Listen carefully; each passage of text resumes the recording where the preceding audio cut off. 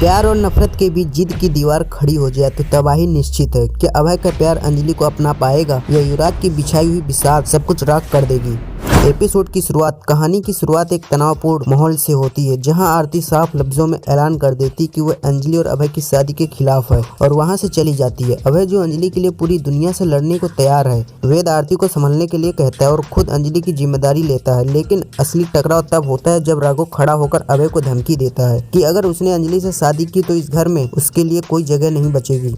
अभय निडर होकर जवाब देता है कि उसे इस बड़े घर की नहीं बल्कि एक छोटी सी जगह की तलाश है जहां वह अंजलि के साथ सुकून से रह सके। वह कड़वा सच बोलते हुए कहता है कि इस आलीशान घर में सब कुछ है, बस प्यार की कमी है। साजिश का नया मोड़। दूसरी तरफ युवराज के दिमाग में एक खतरनाक योजना चल रही है। वह गिन्नी को फोन करके बताता है कि आरती और वेद बनारस की तीर्थ यात्रा पर हैं। वह गिन्नी को उकसाता है कि वह दामोदर के गुंडों के साथ मिलकर उन्हें निशाना बनाए ताकि अंजलि को जाल में फंसाया जा सके। जब महक युवराज की ये बातें सुन लेती है और अंजलि को आगाह करने की कोशिश करती है तो युवराज एक झूठी कहानी गढ़कर फोन काट देता है। अंजलि को शक तो होता है कि महक कुछ छिपा रही है, लेकिन वह युवराज की चाल समझ नहीं पाती। युवराज क्रूरता की हदें पार करते हुए महक को कमरे में बंद कर देता है और कहता है कि आरती और वेद तो सिर्फ चारा है, असली शिकार तो अंजलि है। गिन्नी का पागलपन और बनारस का सफर। इधर गिन्नी अपनी मेहंदी की रस्म के दौरान अभय को फोन करती है, लेकिन अभय उसे दो टूक कह देता है कि उनके बीच का रिश्ता खत्म हो चुका है। वह उसे दामोदर से शादी करने की सलाह देती, जिससे और चिढ़कर गिन्नी अंजलि को जान से मारने की धमकी दे डालती। जुनून में अंधी होकर गिन्नी बनारस पहुंच जाती है। वह अंजलि को फोन करके डराती कि वह आरती को खत्म कर देगी। अंजलि जो गिन्नी की फितरत से वाकिफ है, समझ जाती कि असली खतरा आरती को नहीं बल्कि खुद उसे है। वह दृढ़ता से कहती है कि वह अपनों पर कोई आंच नहीं आने देगी।